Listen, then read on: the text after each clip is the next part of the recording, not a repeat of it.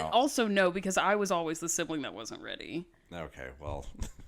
I was the you can put your fair. shoes on in the car kid. Right. And my sister was the sitting in the car ready to go kid. Right, me too. Although my mom one time told me that whenever I would get hungry as a child before I was like verbal, before I had the gift of speech, I would just sit at the kitchen table and just wait for someone to notice that I was sitting there.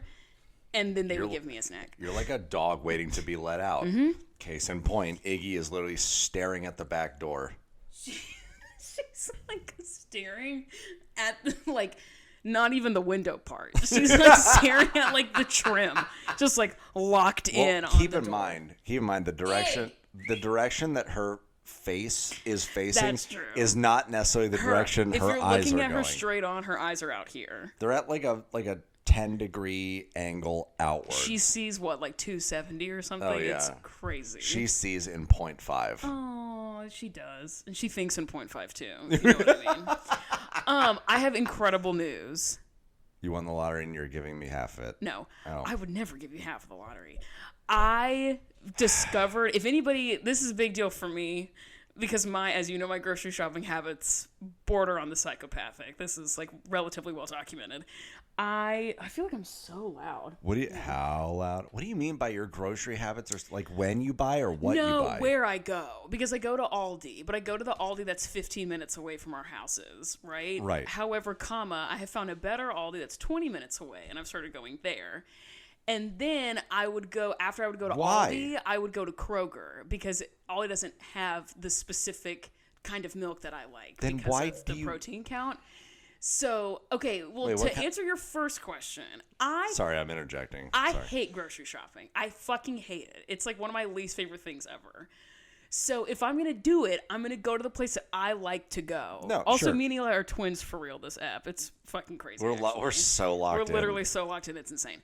So I'm going to go to the grocery store that I like going to. I'm not going to push myself. I'm not like working on breaking down a boundary.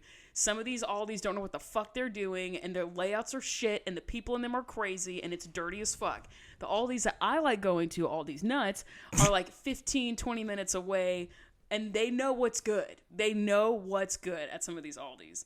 But then I would have to go to Kroger after going to Aldi, because Aldi doesn't have Fairlife milk specifically. Right. So I'd be like, well, I have to be on my Fairlife shit, duh, because the protein count in that milk is fucking crazy. It is. So I'm gonna go get it. Guess what? What? Never let it be Aldi said. now carries Fairlife. No. If you give Aldi like 2 weeks after something is like trendy in like the nutrition space, Aldi's gonna make their version of it. They have their version of Fairlife, and it's 1 extra gram of protein more, 1 additional gram than Fairlife for the same amount of calories and the same amount of liquid. 1 extra gram of protein.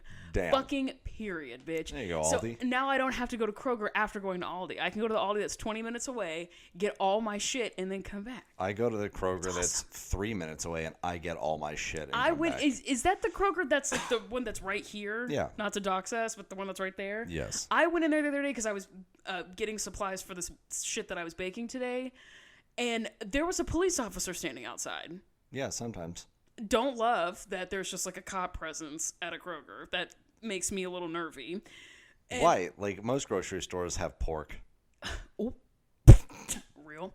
But like, also he looked Sorry at to me. any police officers that are listening. That is a playful joke. He also looked at me, and I had my How headphones dare he? in, and I was like, don't do all that. And then I took my headphones out when I was leaving, and he was like, have a good day, ma'am. And I was like, I wanted to be like, don't fucking talk to me. Don't tell me what to do. Dude, don't tell me what to do. You, like, a shut man up. in uniform, telling me what to do? Don't, think so. like, ew. It was just so off-putting. And also make a joke about, the grocery stores have pudding. I thought about it. Yeah.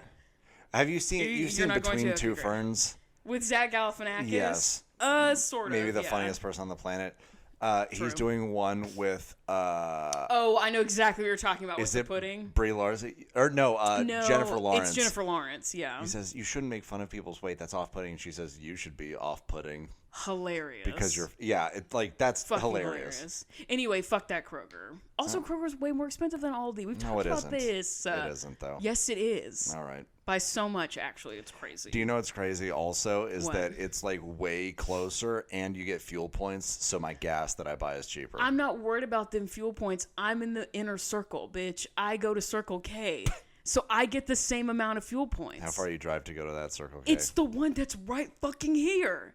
That's by the Mexican place that we go to all the time. It's right there. Oh, I don't Across go the to... street from, you guessed it, a Shell. So it's the same distance, almost. So... You're also driving 15, 20 minutes every time to get to all these nuts. And so you're using a lot of fuel that way. So at this point, it's out of spite. I'm going to grocery shop where I sure. want to, and you can fuck yourself. I feel That's like what it boils most down things to. that you do are out of spite. That's not true. As much as I joke about that, that's not true. I just like my Aldi. That's fair. And they have everything I need. You're allowed now. to like what you like. That's Oh great. my God, they do now. They literally have all these nuts. They have, you know what? You can suck all these nuts. For real. You ready to do the same song? Yeah.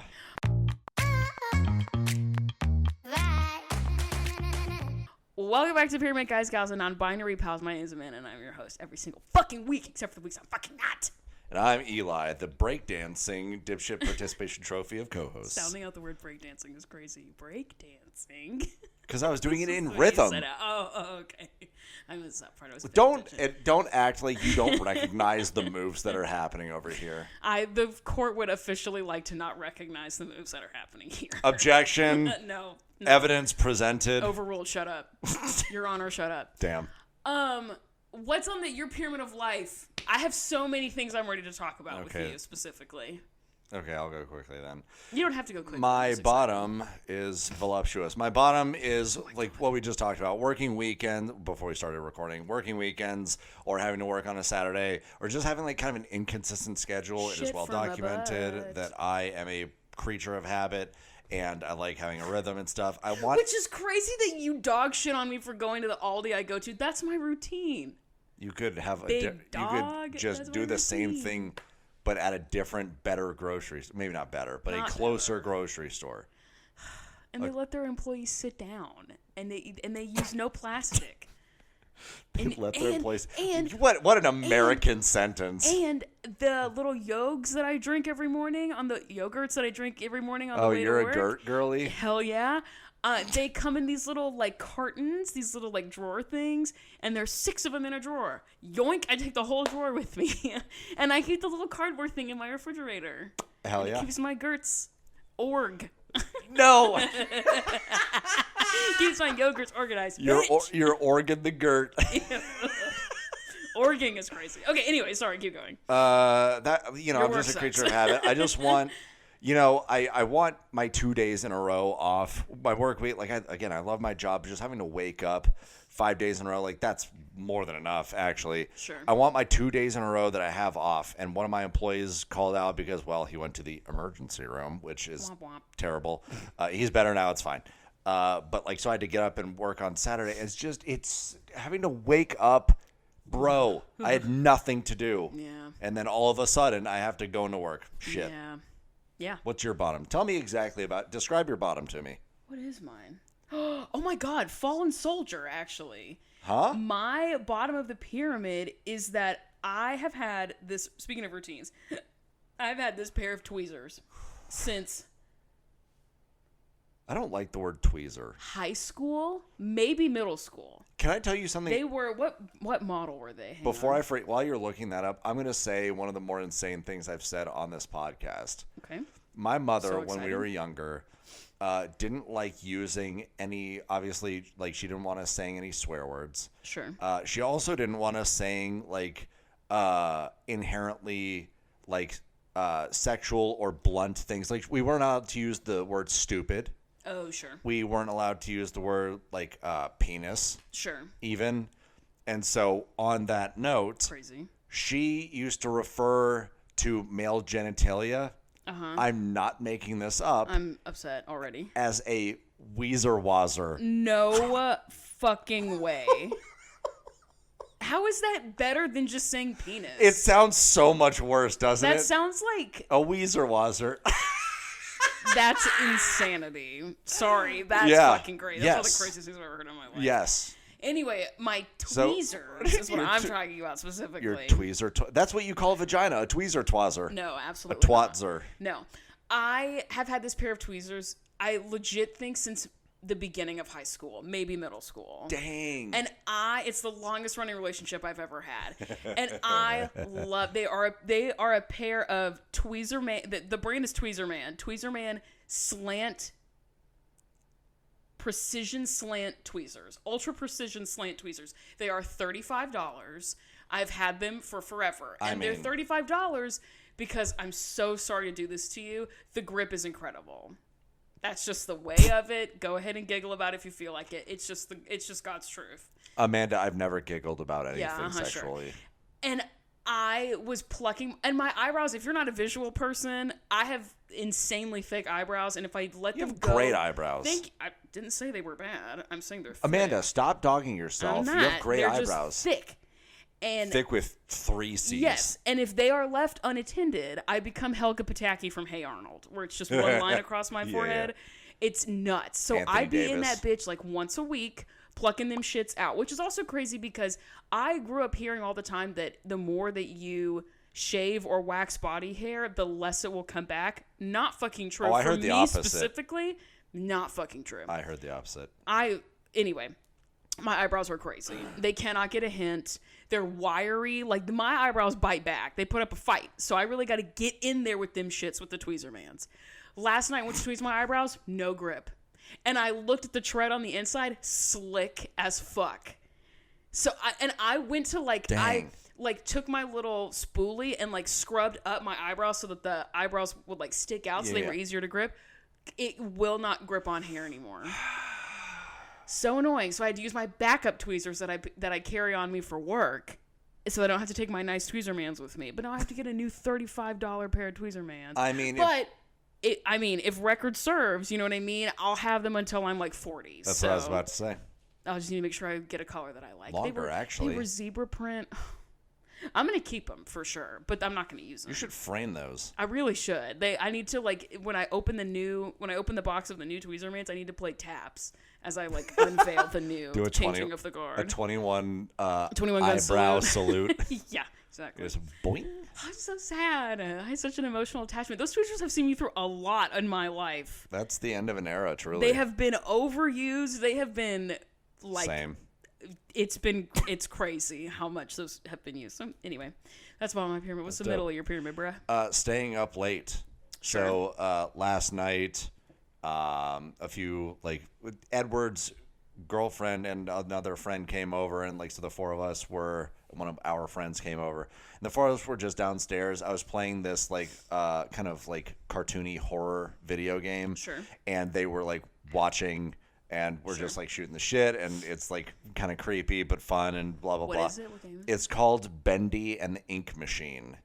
You are touring an old illustration, a cartoon factory kind of thing, studio, and it has been kind of, we think, possessed by a demon that's in this ink machine, and so ink is coursing throughout the whole place. Cool. And it's it's like a 1930s style of animation in the place. It's a lot of fun. Nice. Yeah, overpriced but a fun game.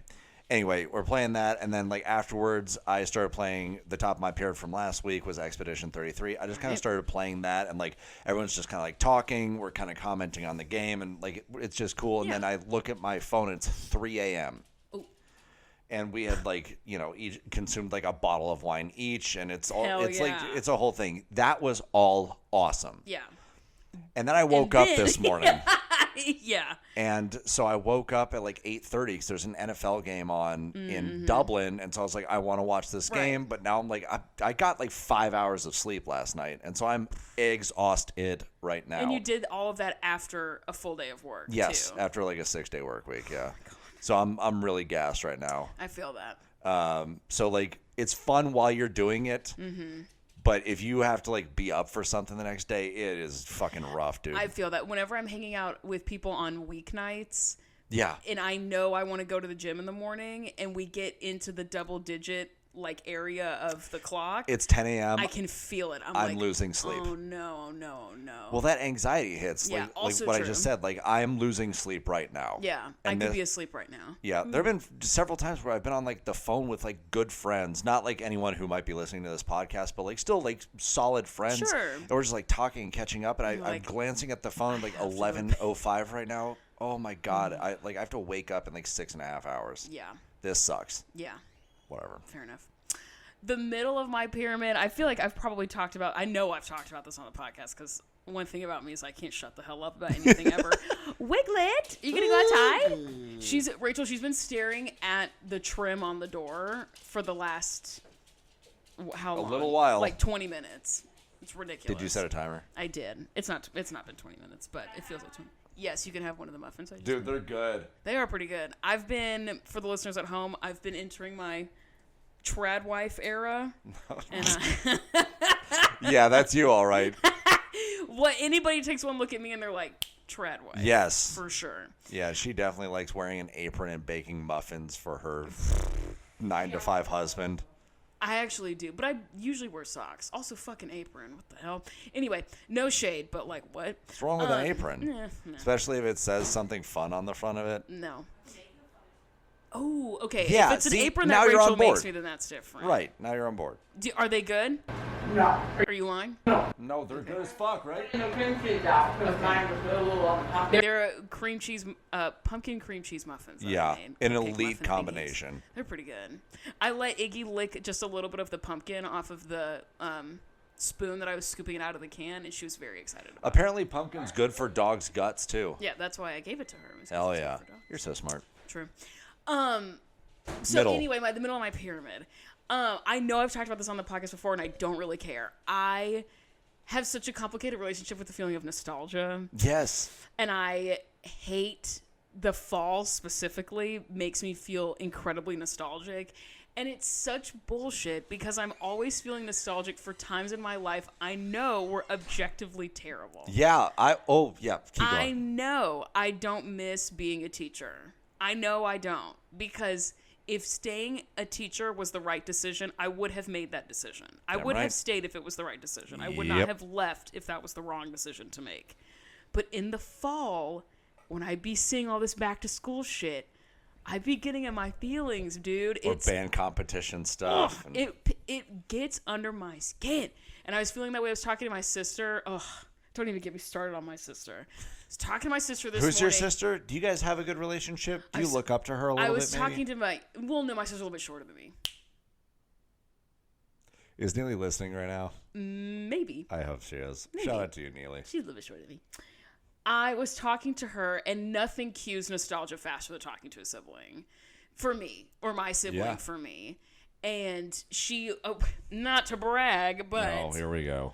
After it was over, after we were parting ways, after getting some coffee this morning on Music Row, thank you very much, we hugged and then left, and she said, you can call me, because we were talking about big feelings, because I always have big feelings, and my sister's never had a feeling a day in her life.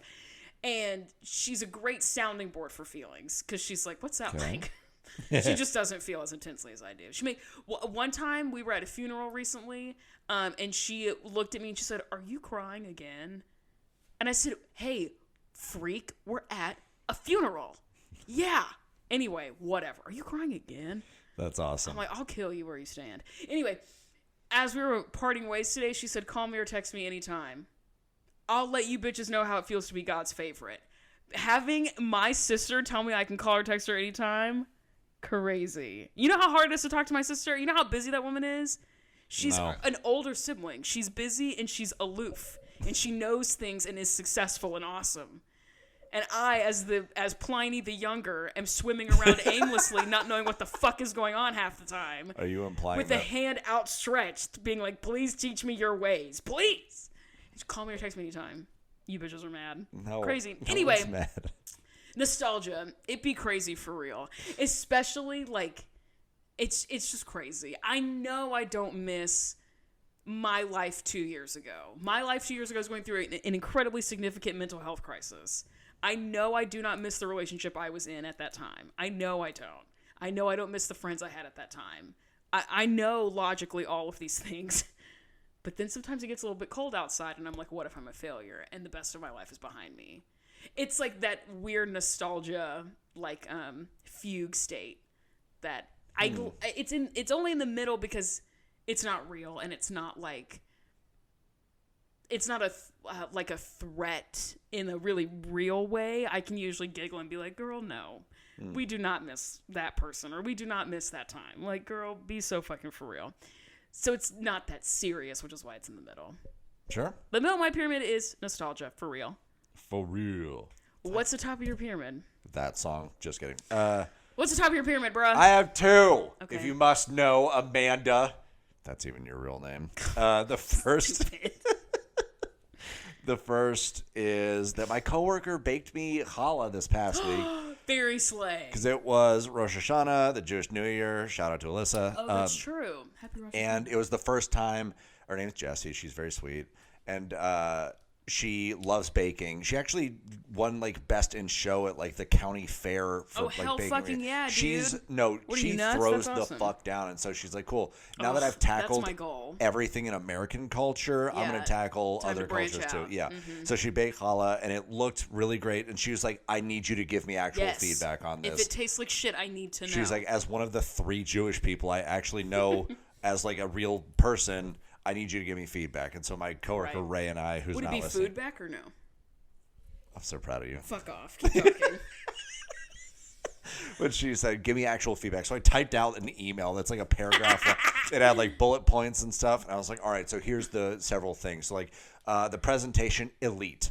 Like the way that you wrapped it with like a clear cellophane top and like an actual like thing Slay. to hold in any moisture, excellent. The density and the texture of it was literally flawless. Love. The color needs to be slightly darker. It was like a Sure. light gold brown. I prefer like more medium, to deepen maybe it even. up. Yeah. Yeah, a little Because more it's almost medium. supposed to look like a pretzel. Yes, that is like Yeah. almost the exact color it's supposed to Yeah. be. Some people might like it a tiny bit lighter than that, but that's the goal. Bro, I'm going to Oktoberfest next weekend. I can't go. wait to neck. Some Bavarian pretzels and beer pretzel. cheese.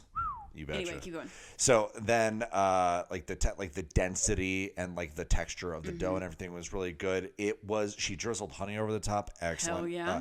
However, there wasn't enough like salt in the bread, so like there wasn't that contrast of like the salty sweetness that a lot of challah Sure. is supposed to have. It was just sweet. The actual bread itself didn't have a ton of flavor. It was getting a lot of it from the honey up top. So I was like, you need to like do something different with the actual. And so I sent her my Sure. cousin Helene's recipe. Hell yeah. I was like, make this. She goes, awesome. On Thank it. you for all this. Yeah. So she's like, you're probably getting another one. I was like, hell Oh yeah. yeah. And you're going to be like, oh, this one's bad. Can you try it again? Dude. Yeah. Oh no. Oh no, this one kind of sucks. Yeah, it needs 1 extra grain of salt. Go make me a new one. Yeah. So that's one. And then the second one, speaking of my Jewish cousin from whom I got that challah recipe, so she is throwing I guess on Friday, a birthday party for one of her grandsons. His name's Ben. He's adorable. So cute. And he loves Star Wars and he loves Legos. A child after Right. my own heart, Well, obviously. right, Yeah. yeah. He's like 7 or whatever he is. So like, of course, yeah, that's right. And so she made this like custom cake for him. Hell yeah. And she's like, I want it to be like Star Wars themed and stuff. So can you like come over? This was on, I forget what night this past week it was, but she's like, can you just like come over and like put together a few Lego sets? I'll cook you dinner. I was like, Helene, there's no Whoa. combination of words in the English language. I want to hear more than that. right. Other than Can like, you come over and put together some hey, Star Eli. Wars Lego sets? I'll cook you some dinner. yeah, someone's saying, if you added in like, hey, Eli, you're really handsome, smart, and funny. Can you come over and put Legos together and I'll cook you dinner? That's the only way it would have been Yeah, better. exactly. was And like, it's those- just your cousin, so it couldn't be better. Right. Yeah, that's awesome. Well, if she thinks I'm handsome, smart, and funny, that's okay. I guess that's true. She's 64. I guess it's true, but she's not. in, like, what the I'm saying is, like, cheek she's not pinching way. naturally reaching for that in the way that a non-family member might. I You know what I guess. mean? She's not just gonna run it up like that all the time. She's so sweet, But that's though. fucking awesome. That's Colin's mom. Hell yeah. Yeah. I told my sister that you and Colin are cousins. Yeah. Which I think we talked about this before, but we all went to high school together. And my older sister was like, he's what? And I was like, he's Colin's cousin. I was like, I told you this. Second cousin. When once I, removed. I told her first cousins. Neely, it's second cousins once removed. Our behavior is like, it's almost like we're siblings. So your age is really close. So it's like, and your close, like, personality, like, you're just close people. Yes. But she was like, I knew in my gut that Eli was cousins with Colin. And I was like, what does that even mean? And she was like, I don't know, but like that just makes so much sense. And then yesterday when we were getting birria tacos without you, loser. I'm so upset about that. It's okay, we didn't get to go to the pool, so don't worry about that. But we were getting tacos, and I told Neely that I was texting you, like, we're getting birria tacos and you bitches are mad. And how you're like, I am mad, actually. And Neely was like, you know why he had to go to work on Saturday? And I was like, because he works for a nonprofit. And she went, because he's Colin Bluen's cousin. And she was like, and I don't know how, but all of that makes sense to me. No, it doesn't, Neely. Like, okay, sure.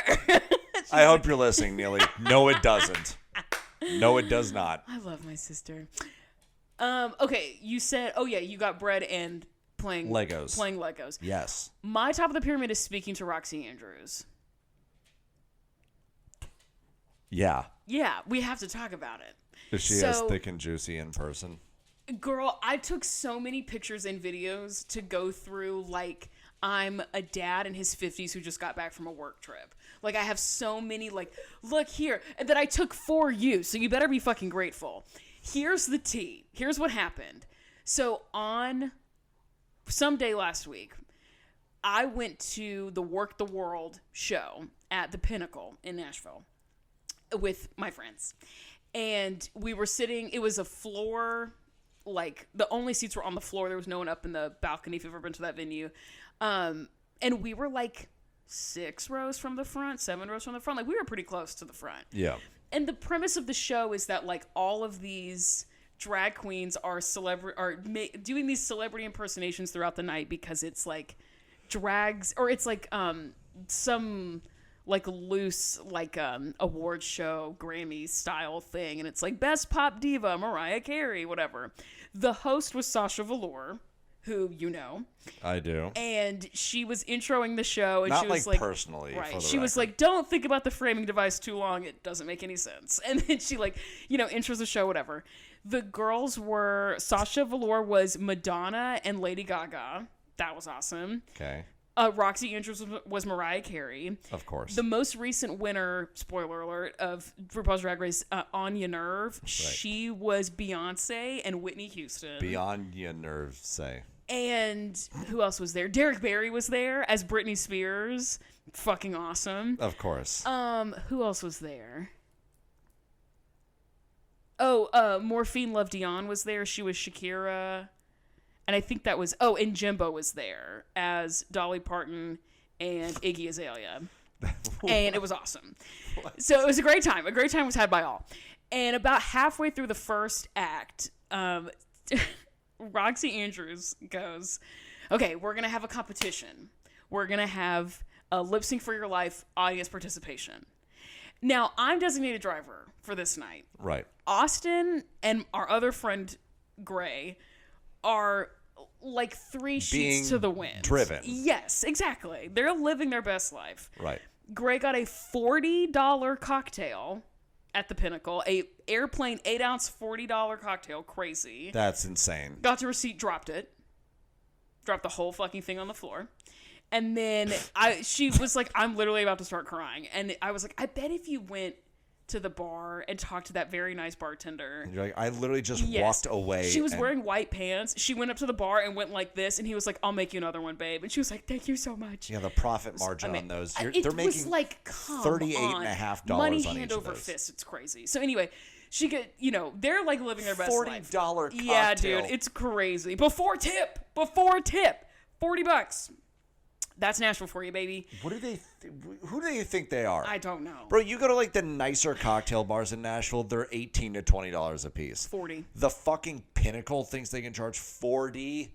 4D's nuts. 4D's nuts. So anyway, they're living their best life. I look at Gray and I'm like, "Mama, you have to go up there." And she's like, "No." And she like stops. She like locks in for a second and she was like, "I'm way too drunk. No, that can't be me." Austin is a dancer. Austin, on the other hand. Austin, so it's me, Gray. Austin leans over and he goes, guys, should I go? And we were like, oh. And so Gray and I were like, over here, screaming, over here. Roxy Andrews, thick and juicy, comes over to where we are and looks me in the eye and she goes, your friend? And I was like, yes. I was like screaming my ass off. I was like, pick him. And she looked at Austin and she was like, come on, baby, let's go. And Austin was like, oh my God, guys. So Austin...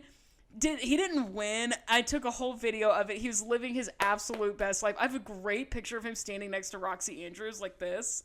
And I showed it to him after, and he was like, I don't think I've ever given a thumbs up ever in my life. Can you post He's like, it? I don't know what. Yeah, I'll put it right here. Right here. It's incredible. And I also have a bunch of pictures of Roxy Andrews with like her hand on his shoulder because there was a bunch of confusion about who called who up. And Roxy was like, this is my diva. She was like, I called up this one. This is who I'm selecting. And it was fucking awesome. That's so sick. It was so cool. And then Austin sat down and he was like, what happened? He's like, I was so excited. I think I like blacked out from he got second place and everybody else in our area thought he was robbed, which I agree. And I was like, don't worry, he'll come back for All Stars. I told everybody in our section that, and I thought that was funny. hope you made that joke to everyone who would listen. I did. Yes. It's fucking hilarious. Oh, that's awesome. But the person that he lost to was a mom probably who like really was letting out some inner demons. You know what I mean? Who was just like going fucking nuts. And Austin was not, like a little bit more reserved. He was more measured. Yes. He was more intentional about where he was throwing that thing. Right. That mom could have whipped off her top if he had enough time. It was crazy. Hell yeah. I also have a great live picture. I'm like taking a selfie as we're leaving, and it's me, Gray, and Austin.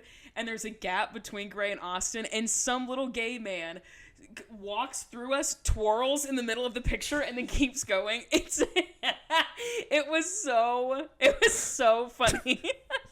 He stops, he's like, whoop, and then like keeps. That's the best photo bomb. It was awesome. It was fucking awesome. It was one of the like funnest things I've done in a really long time. It was hell yeah, dude. Fucking lit as hell.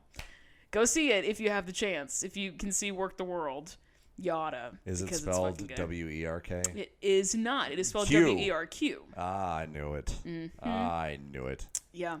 And the whole time Gray and Austin were like, we wish Eli was here. And I was like, Thanks, well, he's guys. not. I appreciate that. Like, we're locking in as just the three of us. Eli's not here. Anyway, that's all the pyramid shit that I have to talk. Hell yeah. We have to take a heel turn, unfortunately. We need to talk about a DM we got yesterday. I don't know if you saw this, because I caught it pretty quickly. I saw that we got one, and then, like, they liked your response, maybe. I don't remember. I didn't check our DMs. Whoops. Let's see. Oh, well, first of all, our bestie Cheyenne sent us that she went to the Back to the Bar live show with Christy and Kelly. Oh, man. And they have some of their like most famous outfits in the lobby where you can take pictures with the outfits. And one of them is the Get Your Finger Out of My Face outfit. And they just like have it as a photo op. That's fucking awesome. That's awesome. No, but we got a DM that's cause for... Wait, alarm. What? Panic. No. Wait, did she DM me Anger. personally? Wait, what? I don't know. I believe in you. Well, we got a DM that had some criticism attached to it. Ooh. How fun. No, not this one. Where did it go? You be DMing that Oh, much? wait. Here it is. Okay, got it. Oh, you had to scroll a couple times. It took me a second. It's okay. I found it. She was really nice about it. She structures her criticism as a compliment sandwich, which as educators we love. But specifically, this was criticism about our conversation about, or our discussion of Holly. And this is a DM coming from a black woman. And she said, your discussion of Holly this season has been frustrating and disappointing to listen to as a black woman. I doubt you intended, but the way that you talk about her has you consistently falling into the double standard of crazy black women. I've been rewatching the episodes as you discuss them, and her behavior is still very tame and restrained. But because she's a black woman, if she doesn't speak in a neutral tone, then she's being aggressive, which is exactly what the show is trying to paint her as. And then she said, I believe you and Eli are great people, and this note is not intended to insult, but to provide another perspective. I enjoy listening to your reviews and look forward to next week's episode. Okay. Now, for me, and to be fair, I knew that this was, but we were going to talk about this. Eli's just now finding out about this. I did not tell him beforehand, so I'm going to talk first so that he has time to think about what he wants to say. But I think for me, I'm not doing a good enough job at articulating that my frustration is with the show. I know that Dr. Holly is an intelligent, well-measured, level-headed human being. By far the most on the show, By and it's not close. And I know that the show is whipping her into... They're backing her into a corner because they want to tell a story. And they're causing her to shapeshift to be this character that they want to add into the show. Very selective editing. Right. And so when I'm frustrated with Holly, I'm not frustrated with who she is as a person. I'm frustrated that she is in the position that she has to fit into this character. Right.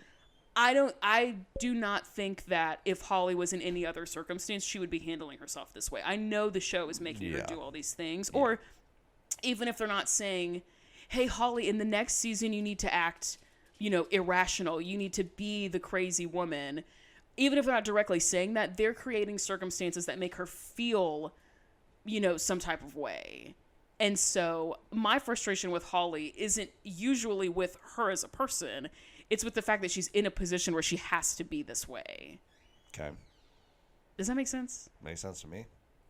What I will say, I'll say several things. Shocking. White man on the internet has an opinion. Speaking of which, do you want to close your blinds? You want me to do that? No, I'll do it right now. Okay.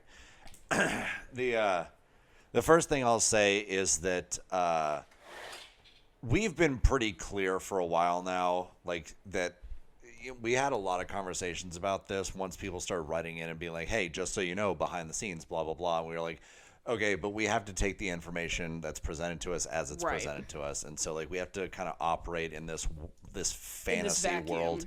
We're pretending that it's quote unquote real. We know that it isn't. Right. And the producers create situations and the editors show us what they want to show us and sometimes pipe in other audio and do a lot of things to manipulate what we, the viewer, are experiencing. And so we just have to kind of take it as it is with a massive grain of salt, knowing all of that. And we've said that a few times, but we don't say it every episode. So there's all that. It's worth repeating. The reason, the second thing that I'll say, just as a minor aside, I'm not watching the episodes. Amanda is very quickly taking notes and then telling the episode to me as a story.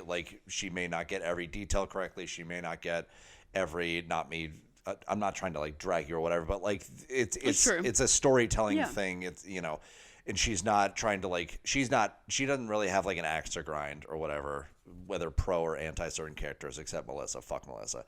The other thing that I will say also is that I think we maybe have in the past and present held Holly to a far higher standard because we know that she's an actual person who is smart and who is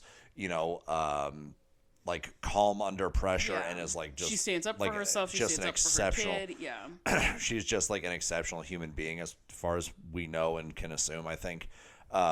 Whereas the others, whenever Jill says something completely nuts, it's just well, yeah, fucking of course she said that. So when Holly says anything that maybe even didn't strike, she's I'm actually really frustrated right now, and I think that I can voice it in this way. And we're wow, Holly's really kind of going off right now. That doesn't Jill and Christy and Kathy and whomever else, they're all acting bananas. Yeah. And so if Holly even is one iota off of her normal super calm, super cool persona, it bears mentioning, I think. Yeah. And so Holly has farther to fall. Well, yeah, she's the best. Because she's the best. So it's when she slips, it's it's so much more upsetting because all the other ones are already nuts. We spent a large part of, I think it may have been later season 2, maybe early season 3, I don't remember. It's all kind of a blur at this point. But talking about how even before that, really, that Holly's just Dr. Holly is just the gold standard of parenting. Yeah.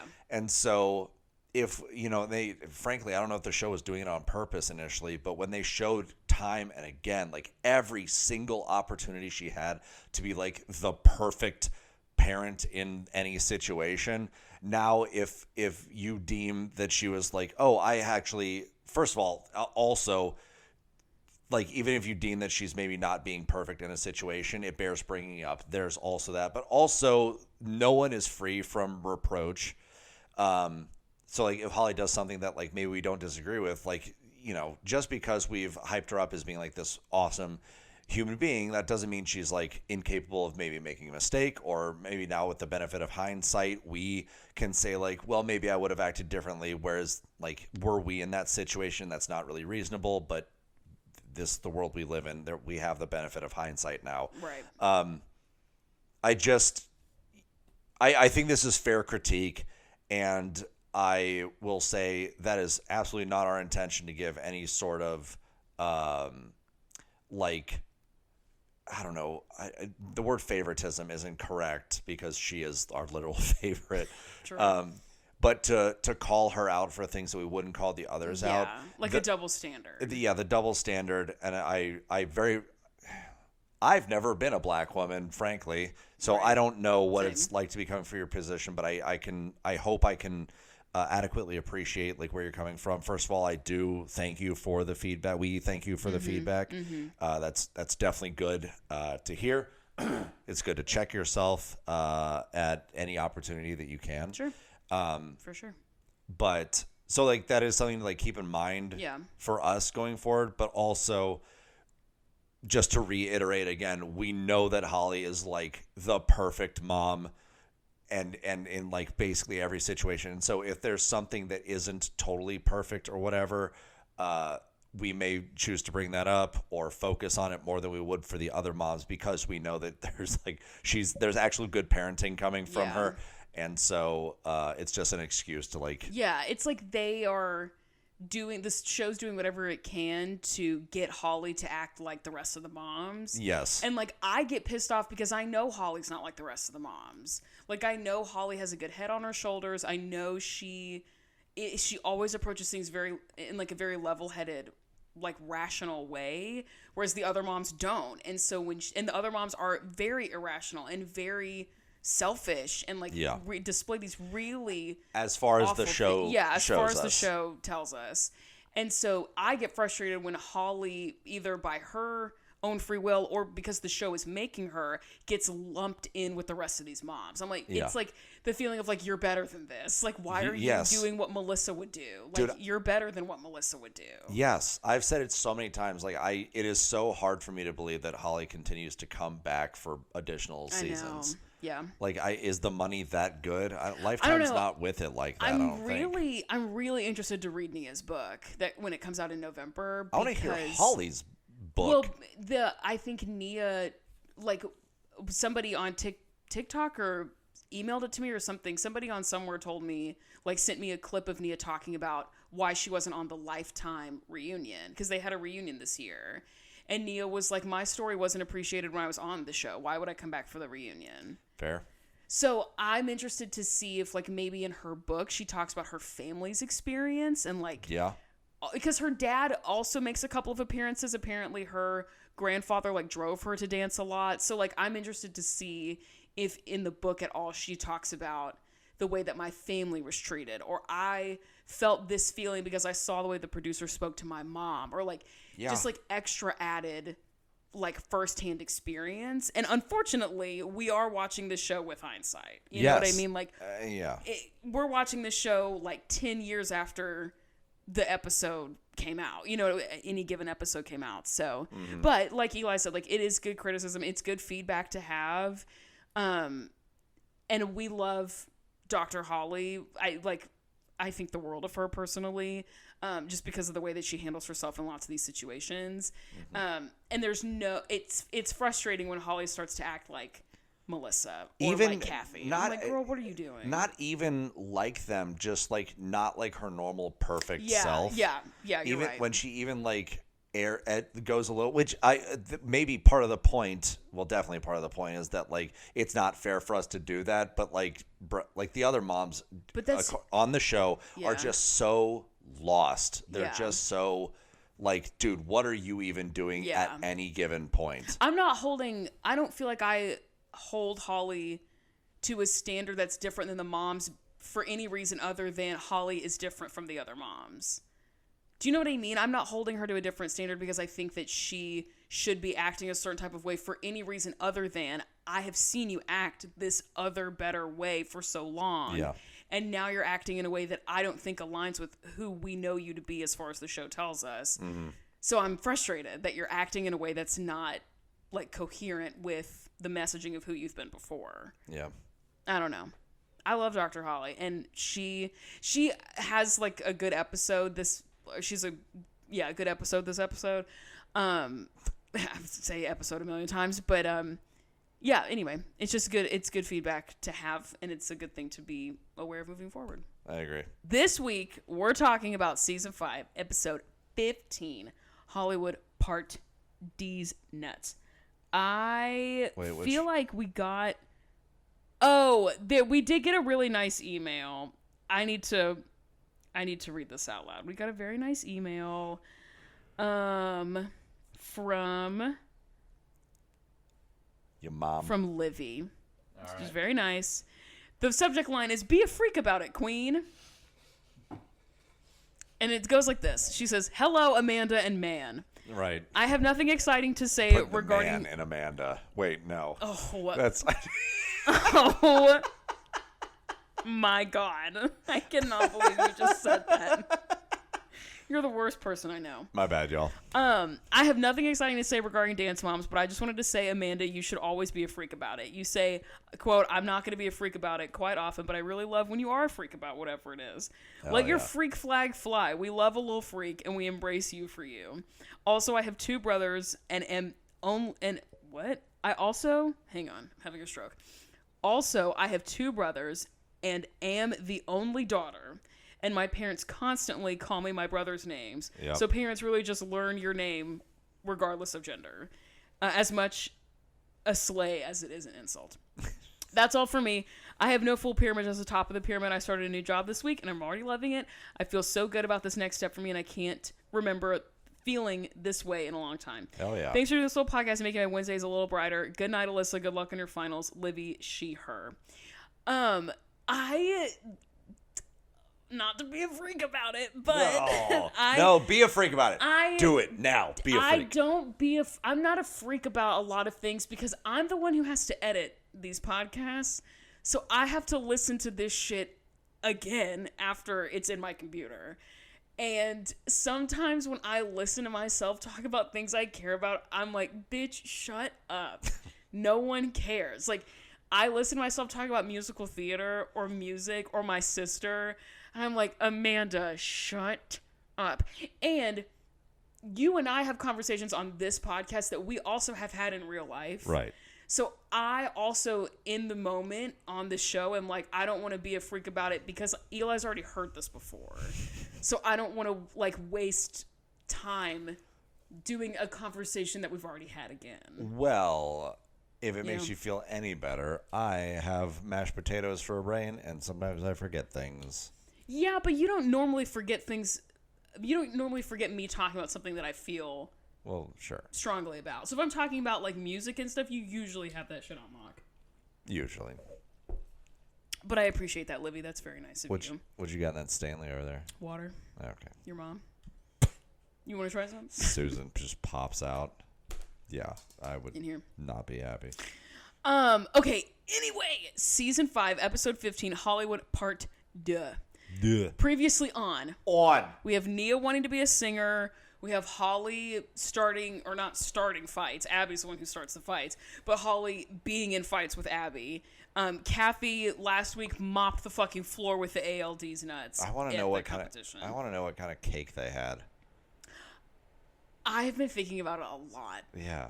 It looked really nice. It looked like a public sheet cake. Well, Kathy, as you know, isn't going to spare any expense. But also, Kathy's the type of MF to go to, like, a local bakery. Like, give me the nicest thing you have for the bit.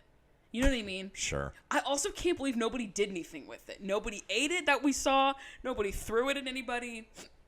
I thought it was going to be like, here you go, whoosh, into the face. I wanted to see all the kids and parents eating the cake afterwards. I wanted to see something, but no, it just ends on a slow zoom out on the cake, fully intact. Crazy. Fully intact. Crazy. Okay, so in the preview of like this week on Dance Moms, we hear Abby say, "I want to crawl in a hole and die." And I wrote that. I was like, okay, great start in the preview. Awesome, love that. Sick. Okay, this week, are you ready? I hope so. We're in LA this week at the beginning of the episode. We're at 3rd Street Stew. Okay. And the moms and the girls. Wait, is this the same place they were at last time? Like I think so. They rented? Not the strip mall, but the other place where they were like, somebody else is in here and we have to leave. Oh, okay. I think it's that place. It's hot pink on the outside. It's pretty fucking ugly. The moms and the girls are outside talking about how excited they are to be back in LA. Like, oh, the vibes are good. Like, what's going on, girls? Why are the vibes good? You all just lost to the Candy Apples for the first time in like 2 years. Because they're in LA and there's sun there, I guess. I don't know. Also, wait a second. Hold on. I'm thinking about the concept of Pittsburgh. We can like try to make it pull off. I'm going to say something really American. Pittsburgh is in Pennsylvania. And so is Philadelphia. Okay. Which means there exists in like the TV show canon a world in which Middleton University from How to Get Away with Murder, Viola Davis Emmy win Slay, Janine from Abbott Elementary and her band of compadres, and the Abbey Lee Dance Company all exist in the same state. Yes. That's crazy to me. Most likely, actually. That's crazy, because they're all in Philadelphia. That's nuts as fuck, actually. Have you seen that? Anyway. That scene from It's Always Sunny in Philadelphia where Charlie doesn't understand that cities and states are, like, they're... No, but Rachel also made It's Always Sunny reference to me today, and I was like, I don't understand this Charlie show. doesn't understand that there can be more than one city. Is he the one that's like aliens? Yes. Okay. There's more than one city in a state. He's like, well, Philadelphia, Pennsylvania, that's like the name of it. And they're like, no, that's... Philadelphia is a city. That's hilarious. It is in the state of Pennsylvania. And he's like, well, hold on, that doesn't make any sense. And they're like, it makes perfect sense, actually. That's awesome. Yeah, he's great. That's awesome. Okay, anyway, Melissa says that Mackenzie... Melissa says is one of my least favorite beginnings to a sentence. Melissa says she's like, oh my bullshit. God. She's like, guess what, guys? Everybody's like, what, Melissa? And she says that Mackenzie went like with Abby looking for studio spaces this week. Like, just like shopping around looking for studio spaces. Mackenzie turns around, looks at the moms, and she goes, it was horrible. Awesome. Yeah, why would you want to do... Why is that a good... First of all, Melissa, why is that a good thing? I don't know. That's so I think weird. she thinks it's cute. Like, oh, she like went, hung out with guess, Abby. I guess. It would No. be fun if like all the girls went maybe to like one of the... If you get like a final 2 locations... Yeah. And you take the team When with they're you all and say hanging like, out, it's cute. which one sounds better? Like- Don't take one small child with you to run errands. Freak City, dude. And the moms are like, oh, you know, last time we were here, it was like really bad vibes because Abby allegedly, don't sue me, was allegedly on cocaine at that point last time we were here, allegedly. And she was like freaking out and like being really, well, that freaking out part's true. Freaking out, being really unreliable, and like hopefully this time like things are gonna be like good. Coke free. Right. Fingers crossed. Do Coke No Zero. snow. Coke Zero. Oh my God. I just bought. Hopefully the forecast has no snow. I just bought What? a pack of cherry vanilla Dr. Pepper Zero. That's crazy of you. That's crazy of you.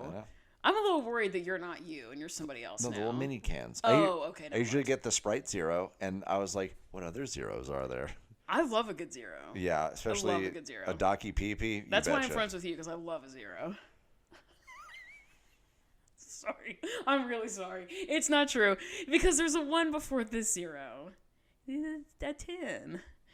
Sorry. I had to, dude. That one, I was volleying myself. No, that was I'm good. so sorry. I don't stand by that opinion, but I had to say it because that was funny as fuck. I'll stand by that opinion. Please don't, with your butt. Yeah, Oh it's my been God. so long. I'll let you have that. I'll let you have Thank that. you. Sit down. Are you sitting? I am sitting. Okay. What if I wasn't? I was still just on the desk or on the table twerking. Wouldn't surprise me. Okay. Holly's like... Tell me that twerk was a 0. Look me in the eye. My eyes were closed. And tell me that was a 0. Okay. Right in. Holly says she's really hopeful about the future. She's like, I really think that things are going to be better this time around, like feeling good. And then Jill asks Holly about Nia's music, and Holly says that she's like, look, I'm gonna take opportunities when they're here. Okay. Like, I'm gonna take the opportunities that arise for Nia and her music. Okay. And then Jill says, apparently, also she says in her talking head, apparently in her been on like television before, that Kendall also wants to be a singer. So everyone wants to be a singer, which is like very middle school vibes. Your friend does something, so you want to do it. Like, hell fucking yeah. Or people see celebrities and think, I want to do that. I can do that. I can do that. Yeah. And so she apparently has been talking to Abby about Kendall's dreams and like how she wants to be a singer. Are these Kendall's dreams or are they Jill's dreams for Kendall? The jury's still out. Jill in her talking head also mentions that they're to shoot a music video. So everyone's being a singer and everyone wants to do a music video. A la Max Z, the original trendsetter. Why don't they start Max a girl Z, inventor group? Of music.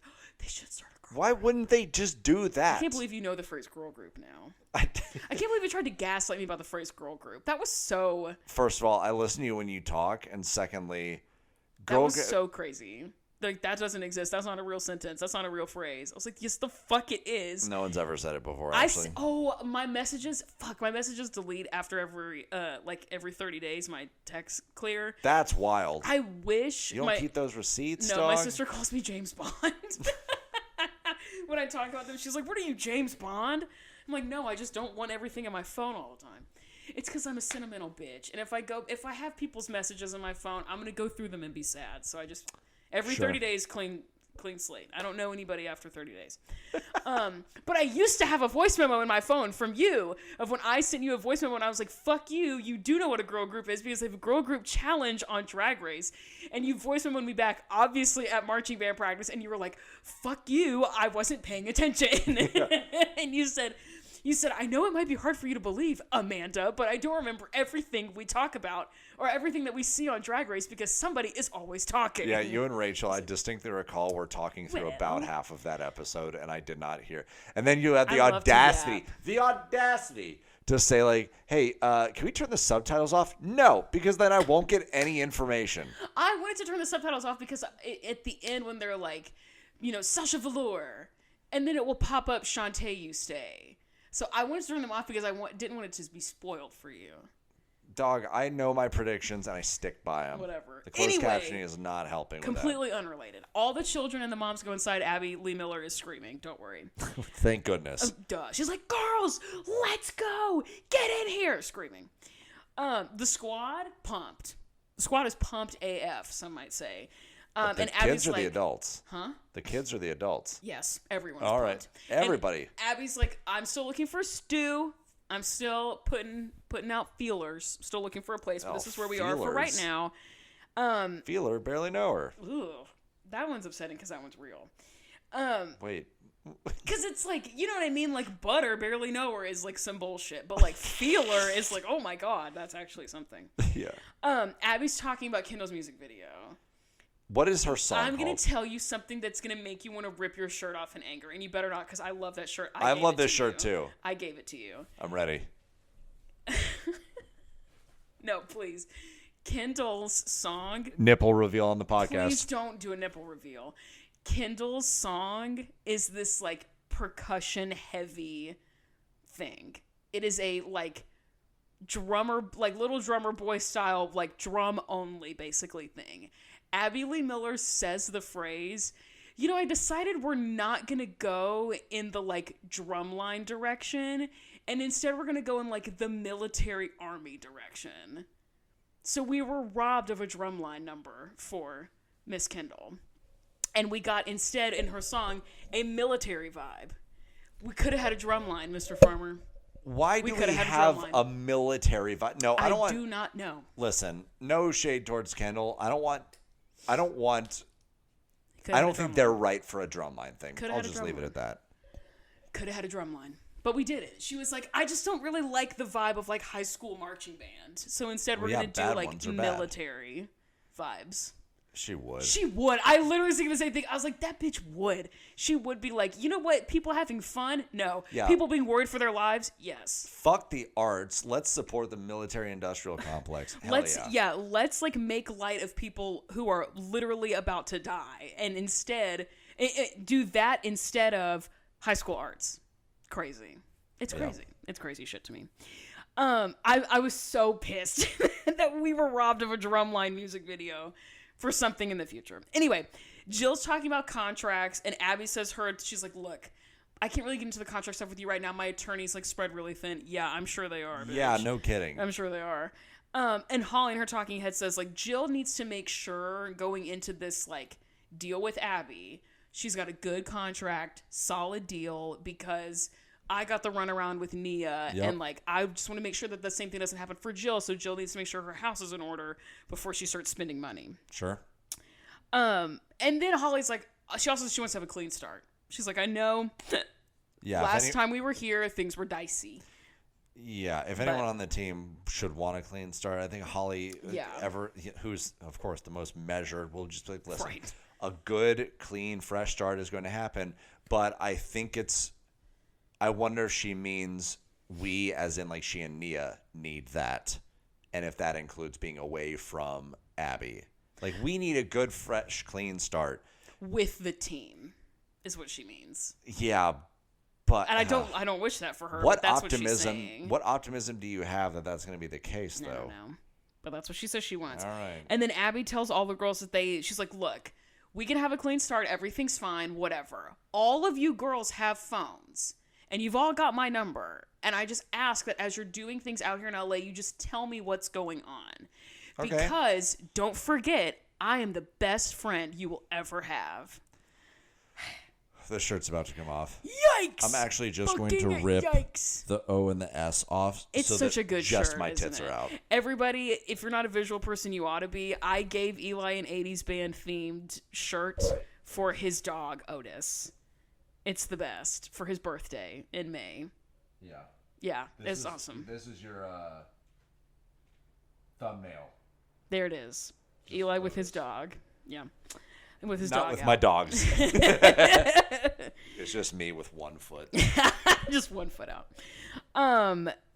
So yeah, I'm the best friend you're ever gonna have is That's crazy. So and so Jill in her insidious. talking head says like she wishes the best for Holly and Abby. She's like, I really hope that they move forward.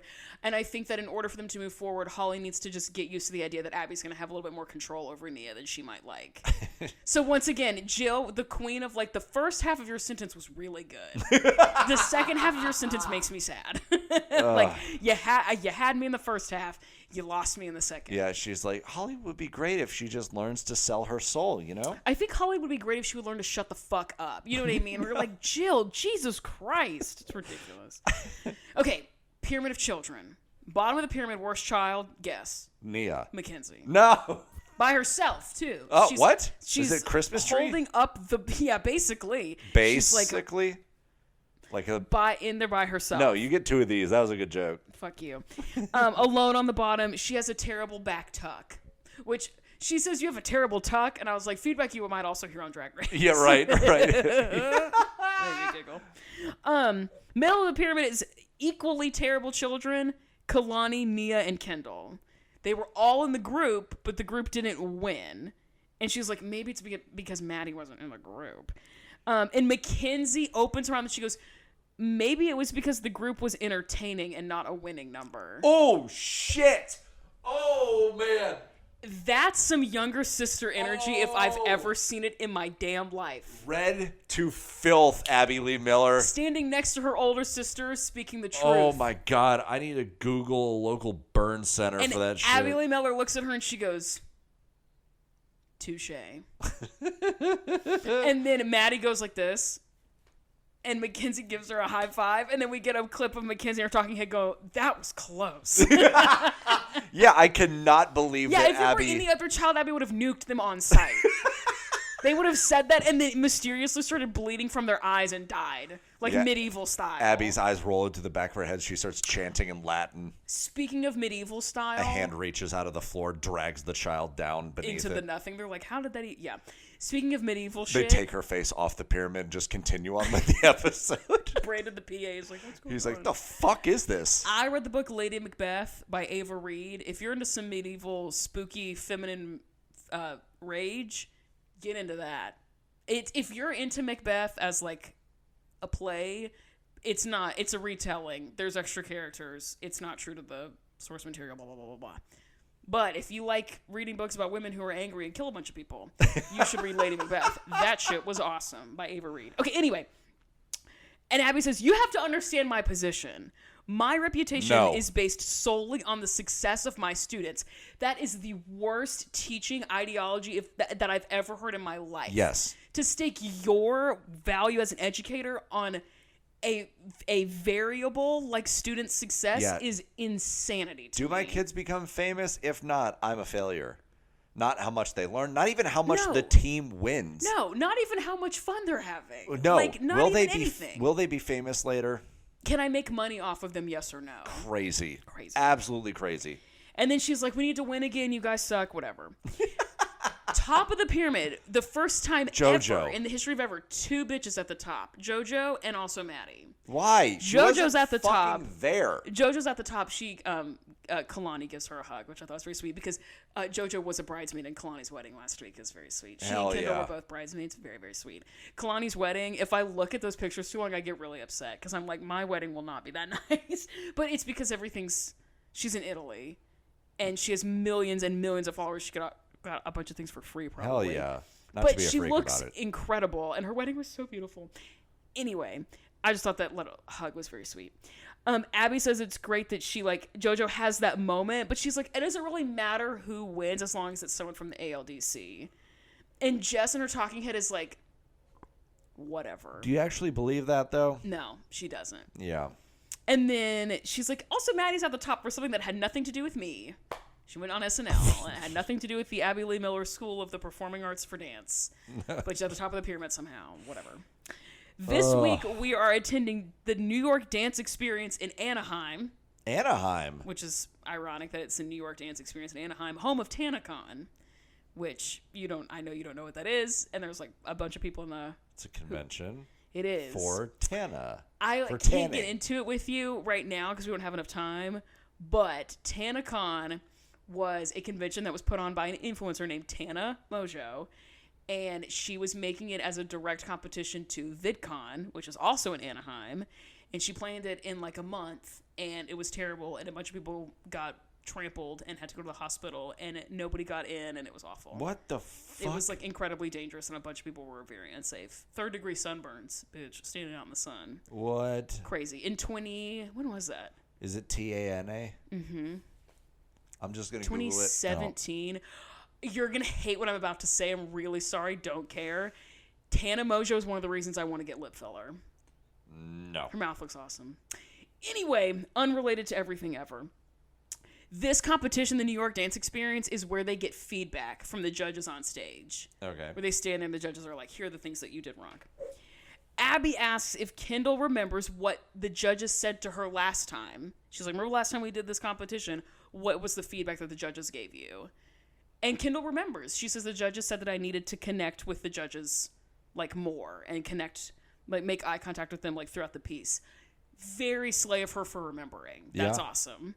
And Abby's like, yes. And because you have something to prove and because you got this feedback, you get another solo this week. Nice. So you can redeem yourself. It's called Waiting. And Kendall says thank you, which I think was very nice. Nia also gets another solo. Hey! Very exciting. And hers is called Never Knew. And Abby, her talking head, says that they're both rising pop stars, Kendall and Nia. It's the battle of the pop stars. Are they? And they're going to take over the world and blah, blah, blah, blah, blah. To be number 1 on iTunes. Yeah, whatever. The group is called Together We Stand, and it's about how they needed to be united as a team and whatever. Okay. They're also going to go to an acting workshop this week, which don't worry, I have thoughts and feelings about. As someone with a degree in acting, I have several thoughts about what happens. And it's taught by Demi Lovato's sister, Dallas.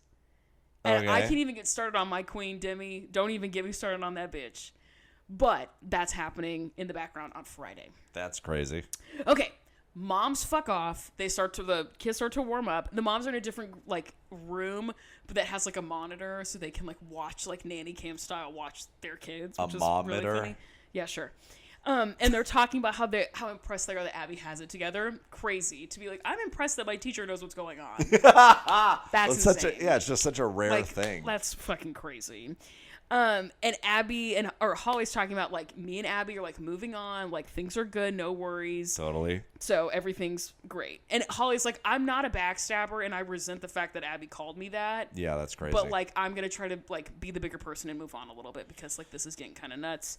Want the best for my child, all that good stuff. It always requires the moms or the kids to be the bigger person and move on. Yeah, it's never gonna be Abby. Abby has never once done that. No, she's never taken the high road, like ever. We see the group rehearsals, and Abby says that they're gonna go back to what they do best, which is lyrical, which is true. But then she says, Sure, we are gonna do what the judges want to see, which is lyrical dances with pretty girls. I'm like, whoa, okay. Ugh. And she's like, I'm trying to impress on the moms through this dance that we need to be a team and whatever. Yeah, whatever. They're talking about how busy Abby is, the moms are, and about how, and like, because Abby's so busy, she can't commit to Kendall and Jill because she's busy. She's got a lot going on.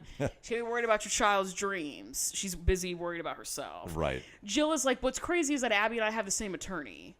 So I know how busy he is. He's also my attorney. Hey, why do you have the same attorney? Yeah. I bet it's one attorney that represents Lifetime. Maybe. Represents all of them on behalf of Lifetime. So do you think that Abby got a different attorney for like her tax evasion, or is he representing? I think the fact that Abby committed tax evasion means she didn't fraud. have an attorney. That's awesome. You know what I mean? And also she filed for bankruptcy and did all that shady shit before the show even started. That like caught up to her because those were seeds she put in the ground before season 1. That's all shit that happened before season 1. And it caught up to her because the judge who was presiding over, someone was suing her for some money, and she was filing for bankruptcy and was like, I don't have money. And then at home, the judge was watching TV and saw a preview for Dance Moms, and he was like, that woman is like on trial. I know she has money. She's on Lifetime. Right. And then that led to him being like, no, where's your money? And then that led to her going to jail. That's awesome. So her, ironically, being on TV is like what led to that like downfall. It's kind of nuts. Holly says she thinks that the reason why Abby isn't doing anything with the contract is because she's like, because she know what was that? I had to pop my elbow. Oh, you're just like aggressive. Ew, that's nasty. I don't know what to tell you, dude. Oh, That's what happens when you get old. That's crazy. So what Holly's telling Jill is like, look, Abby's not doing shit with your contract because she's not going to give your child any opportunities. She's like hoping that you'll forget and it'll like die off. Oh my God, hang on. Let me start the camera. Jill in her talking head says that she hopes that Holly is adding pressure out of a good place. She's like, I hope whatever she's like on is she's like trying to be helpful. She's not trying to be like, she doesn't say what she thinks she's being. She says she just hopes she's being helpful.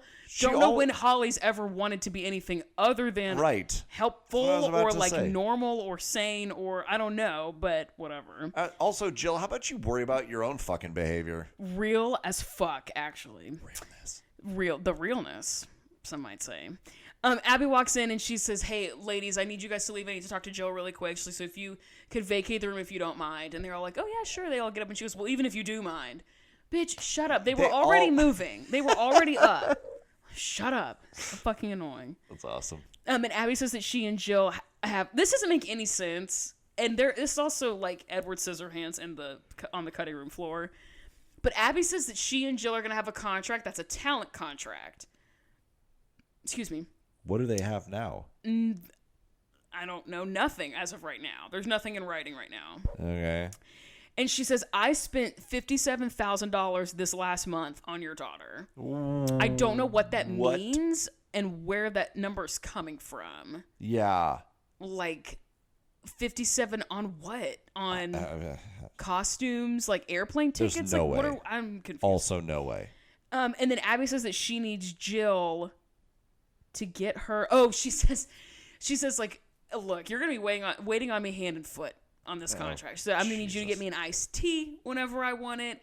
Like, you need to be Team Abby. And Jill is writing notes, and she goes, I don't have a problem doing that at all. I know you don't, Jill. You have no spine Jill, whatsoever. girl, get up. Diva, stand Yeah, diva up. down. Diva down for real. All the fuck-ass fedoras she's been wearing cut off the circulation to her brain. Literally. And Abby gets up to leave, and Jill's like, well, really quick, so, like, when are we going to have anything in writing? And Abby goes, you don't need anything in writing. Yes, I do. She says, you're not putting up anything. You don't really need anything in writing. So Not true. And she goes, bite, see you later, leaves. That's Awesome. not true. That's Terrifying. not how that works. Fucking terrifying. Great. You might as well have, like, Ursula and, like, holding the shell as Ariel is singing. Like, that's what Abby's doing to your child. It's just, like, trapping her in this, like, weird system of legalese to be like, I gotcha, that's my talent, let me make money off your child. It's giving terrifying realness. It's giving Ursula realness. It's giving Ursula down. Ursula realness boots. She doesn't. How she wearing boots? She has tentacles. Holly and Nia are like gonna go meet Nia's director choreographer for her music video. Okay. I mean this. Please hear this with the spirit with which it is intended. Oh, here we go. This is one of the gayest men I've ever seen in my life. He is, and he's like saying a bunch of creative things about this video and like phrases and all these different things. And he's like very energetic, very excited. And Holly says, I have no idea what Mikey is saying, but I love his energy. But he's talking about like all the shots, and he's like, what, these moves and these props, and he's just like creatively like spitballing, and Nia and Holly are like, okay, sure, just like taking all of it as like a drinking from a fire hose, kind of like, oh my god, just like whatever, everything sounds great. And he's got these celebrity like makeup artists and hair people, and he's like, I'm gonna have the makeup person who does Janet Jackson's makeup, and the hair person's gonna be somebody who does Katy Perry's hair, and they're like, wow, that sounds great, and like that's it. There's just like little meet and greet like kind of moment. So like, put that aside. Kendall's solo is happening as well. And the moms are talking to Jill about how her conversation with Abby went about the contracts. Mm-hmm. And Jill is like, well, she's like talking in circles. It's like, I know that Abby supports my child, and so I trust her. And because I trust her, she's going to keep supporting her. All the moms are like, what are you talking about, Jill? Like, what are you saying, like, literally ever? It's ridiculous. And she's, like, saying that things went well when, like, they didn't. We saw the footage. Yeah, things not did even not a go little. well. Things went confusing. They were Yes. not well. And Jill's like, oh, I just, like, really want this to, like, be good. And she says, I don't really want to be, like, the bitch who, like, disagrees. Shady cut to Holly. That's frustrating. The, Yes. like, the editors like cut to Holly like, okay, awesome. I- And Holly, her talking head, is like, she needs a contract because a contract will protect her Yes. from any sort of fuckery. Yeah, she it's has not- to have this shit in writing. It will protect her. I'm not being rude. I'm trying to help you out. You need this for your protection. This is also just how they go. Contracts need to define what is expected Right. of and being provided by both sides. Exactly. It's not that scary. It's not that unreal or No. unreasonable. Unreasonable realness. It's not serving unreasonable realness. It's not bringing unreasonable realness to the runway. Don't worry. Diva. And we see Nia's solo, and Abby tells Nia she needs to smile sensuously. Gross. Oh, God.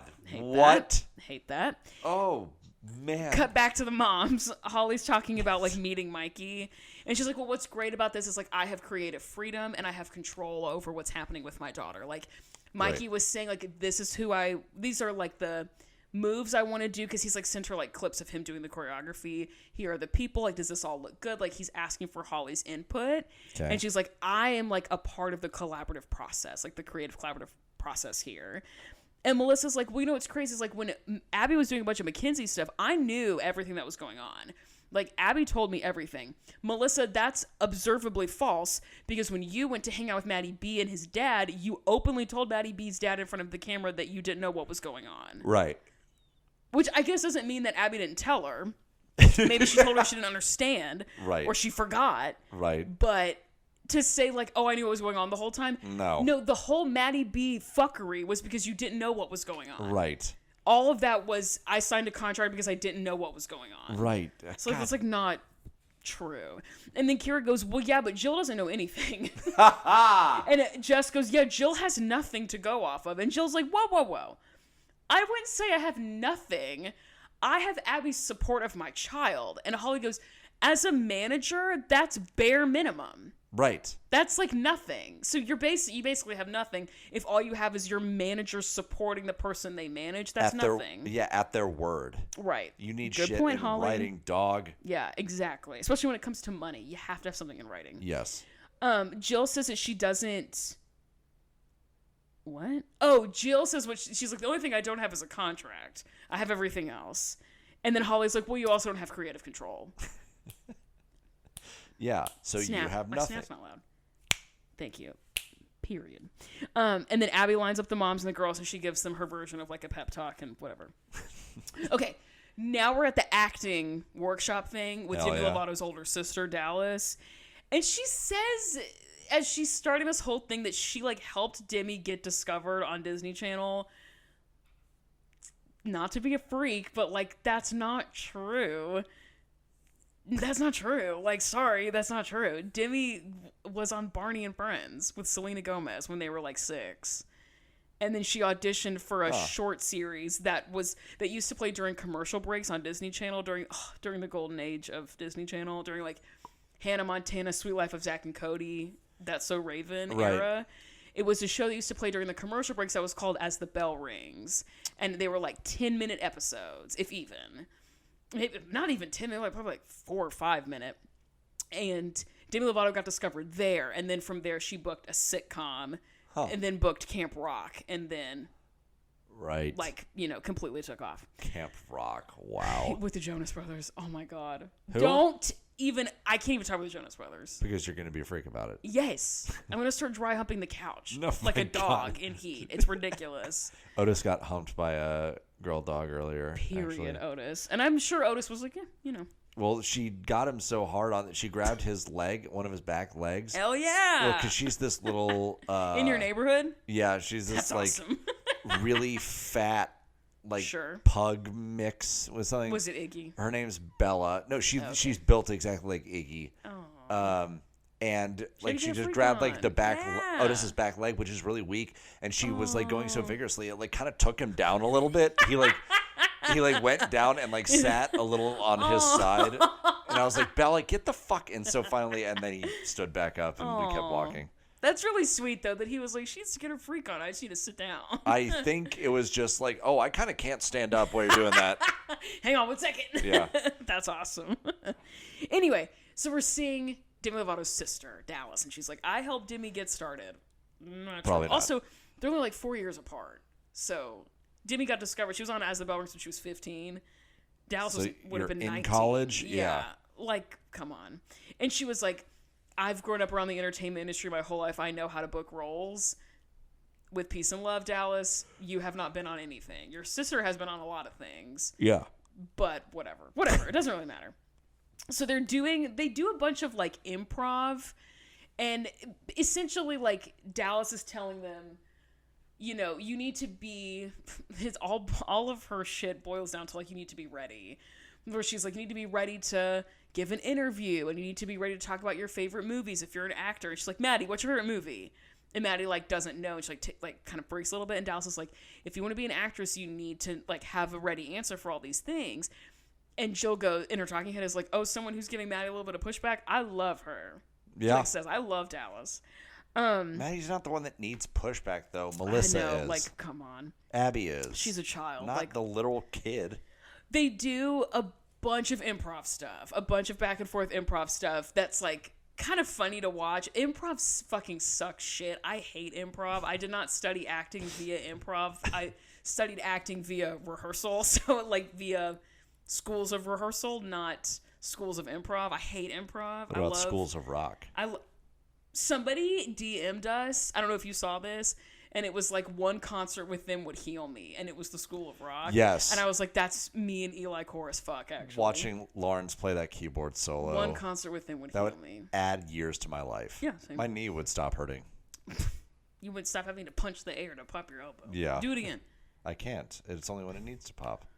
Whatever. I'm sorry that's annoying to you. Give you some elbow popping realness. Ew, ew. It's so gross. Sometimes it actually pops. But what's crazy is that they like assign, I don't know if they have them pick these characters or if they assign them. We're not given that information. So I don't know. What? It's not giving information realness. No. It's giving figure it out realness. Speaking of realness, the wiglet. The realness. The other side egg. The other side. Oh, she, Oh my God. She knows the gap. She ripped that cord, the power cord, out of the camera, lost 15 minutes of footage. A couple weeks ago. I lost that whole cold open. I remember, yeah. Lost the whole thing because the power cord out Damn of the it, camera. Iggy. She was only doing it on accident. Okay, so they're doing these characters, and again, I don't know if they picked them or if they were assigned. I don't know realness. Okay. No.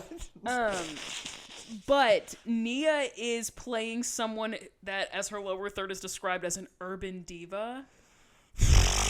Maybe she picked it. I don't. Maybe. But even if she did, she could have felt forced to pick it. So I don't know.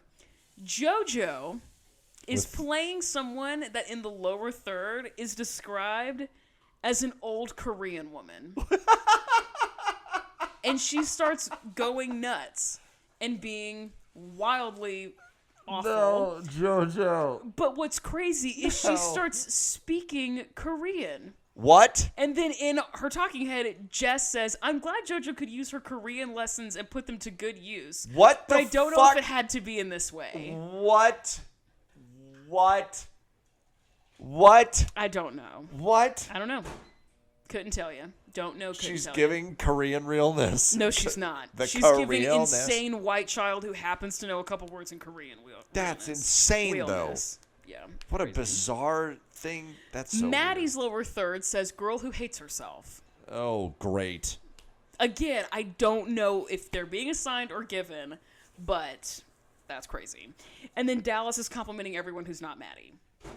She's like complimenting She's picked Nia Maddie. and JoJo, and she's like, "Is doing really well." She tells JoJo she needs to work on the pronunciation of her R's. She's Right. like, as an actress, you need to get over that. Like, you need to go to speech therapy. As an actress. Which was like kind of fair. And then Dallas looks at Maddie and she goes, "Maddie, are you just tired today, or like what?" Fuck, man. Not good, really. It's like it's like looking at someone and being like, "Are you tired? You look tired." Yeah. What do you mean? Like, that's so hurtful. What do you mean? And Maddie's like, "No," and she goes, "Oh," she's, "You just seem like, I don't know, like low energy." Maddie's like, well, I was Terrifying. really excited to be here. Yeah, terrifying. And then she tells Mackenzie to believe in herself, and Melissa's like nodding her head, like, "Yeah." Melissa, Melissa, shut up. When have you ever said Don't that piss to me Mackenzie? off, Melissa. When have you ever said that to Mackenzie? And then Abby's like, "Guys, all this improv is going to help you at the competition tomorrow." No, it's not. Fucking how? What do you mean? The whole point of the competition is how do you perform the thing you rehearsed. It is the opposite of improvisation. The fuck do you mean, dog? I got nothing. Iggy's chewing on her leg. Iggy! Iggy, what are you doing? God, she loves Rachel so much. She, like, can't function without Rachel. It's so sweet. Egg, come over here. It's like, nope, I'll stand at the door because my mom's outside. She's so She's sweet. pretending she's at church looking through the stained glass. I know, confessing her sins. She's like- How, She's so like, many. "Dear God, I farted so bad earlier that my mom shed a tear. Please forgive me." The paint is peeling off the walls. Yeah, we got complaints from the HOA because of my stinky farts. Okay, we're at the competition, Diva. Yes. We're at the competition. Lock in. We're hearing about the pressure, and we lost to the candy apples, and the moms are nervous, blah, blah, blah. Blah, blah, The moms blah. are prepping the kids. They're giving actual pep talks. It's very nice. Nia's performance is first. Her solo's first. Okay. She looks very good. Like, she looks very put together. Good. It's like a lyrical sort of number. Her costume's really nice. I think it's technically jazz, but it moves like a lyrical piece. It's really nice. I think her costume eats. Cool.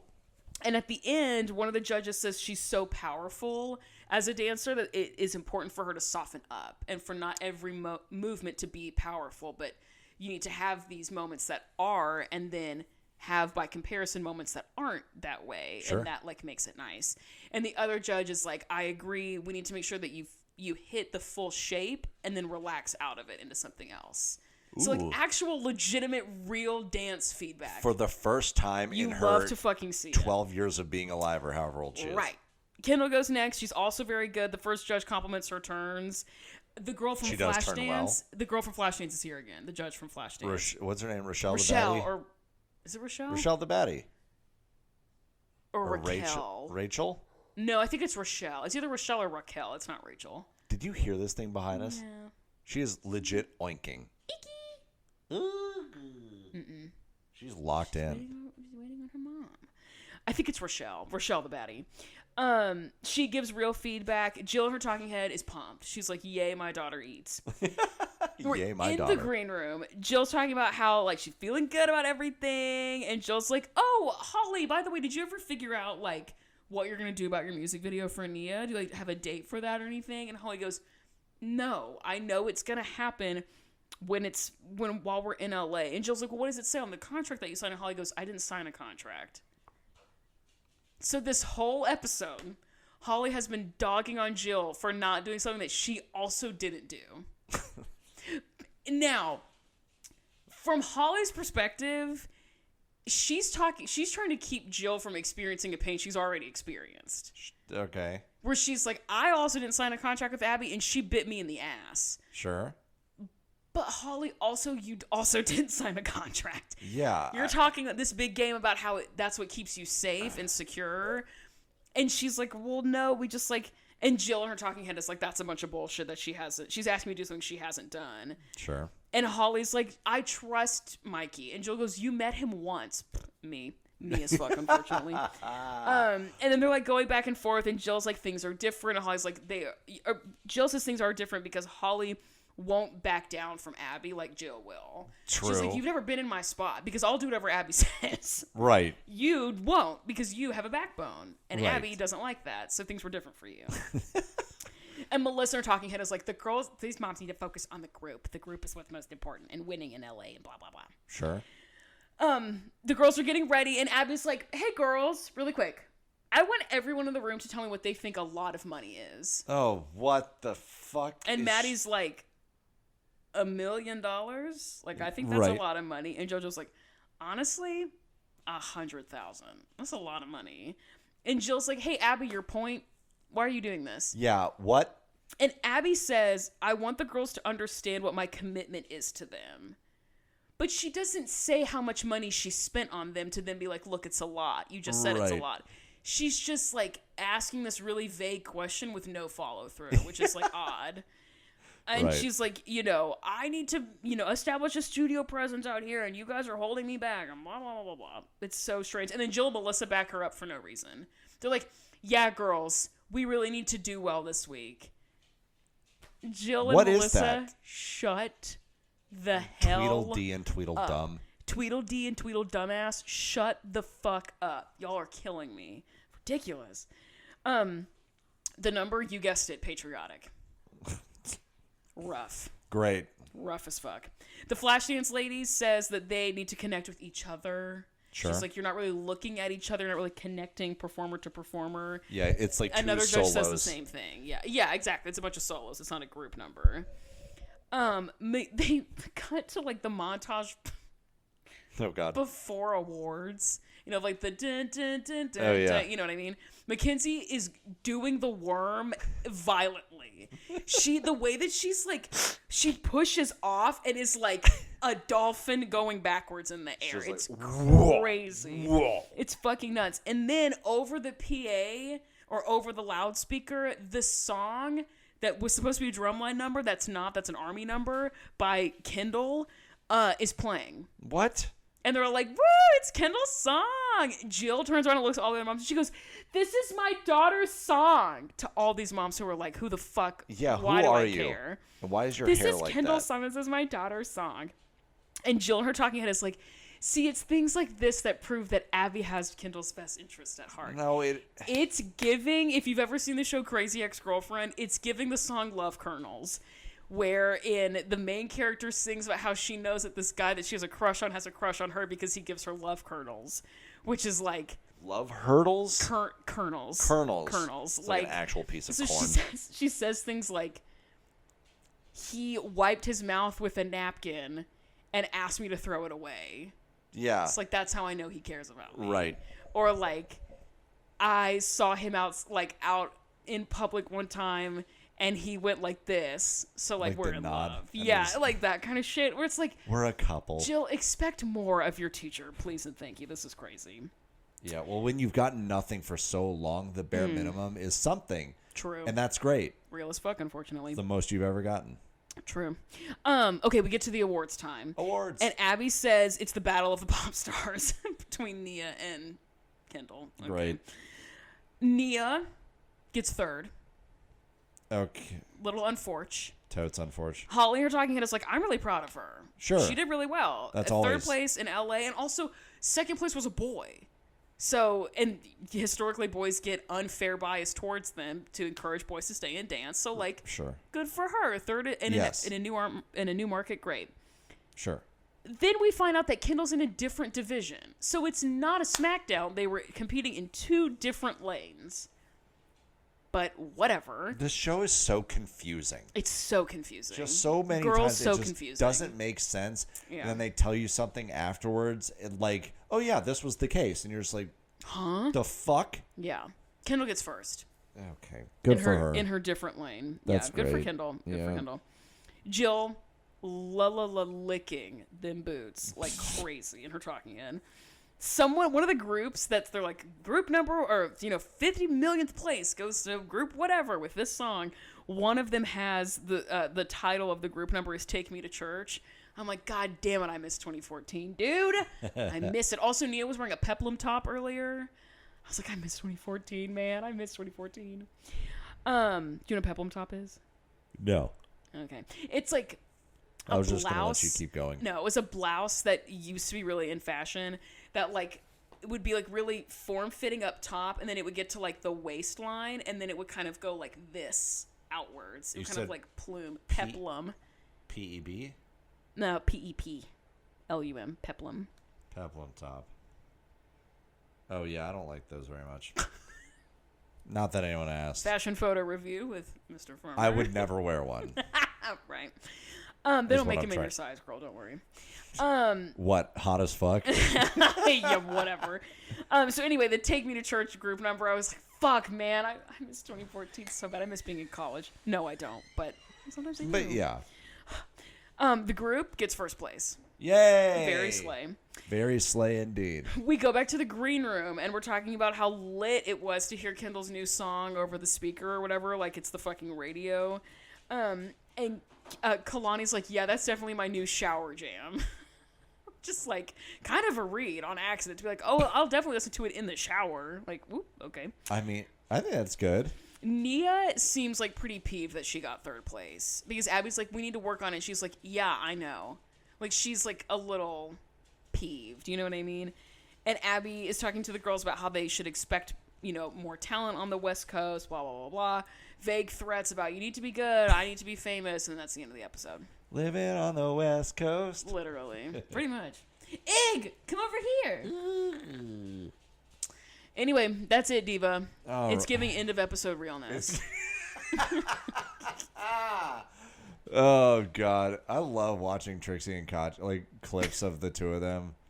They're the best. Especially when they, like, kind of bully each other a little bit. Oh, it's so funny. Yeah. Oh, Vic. They just smacked her on the butt. Oh, bless you.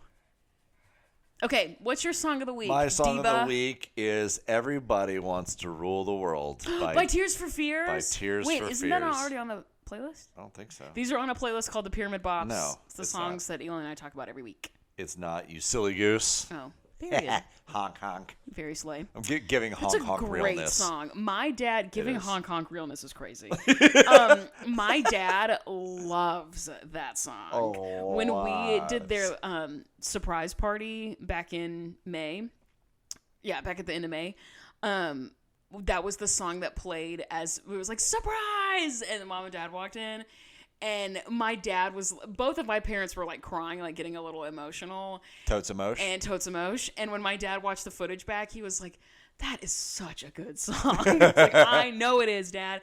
He said one time that he's like, every time I hear that song, I think about being he was an RA his senior year. He's like, I think about being an RA walking down Sewell Hall at Lipscomb University, or at the time, David Lipscomb College, and checking in all the rooms. And he was like, I remember that song in that moment specifically because when all the dudes would have their doors open, it was playing on the radio all the time. And so I could hear it as I was walking down the hall from That's dope. room to room to room because it was on the radio It's like and in everyone's listening to the stereo, radio, so you can right? surround sound. He was like, he's like, it makes you think about the 80s, man. He's like, I love that song.